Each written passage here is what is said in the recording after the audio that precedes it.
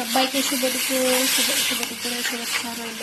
এই দেখুন আমি একটা টমেটো সস বানাইতেছি, আপনারা আসবেন সবাই, দাওয়াত রইল।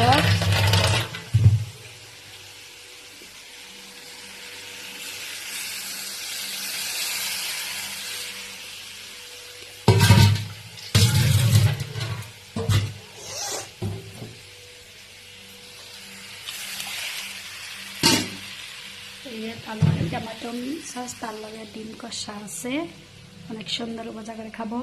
তার লগে আরো ডালও আছে। তা দুপুরে খাওয়া এই পর্যন্তই।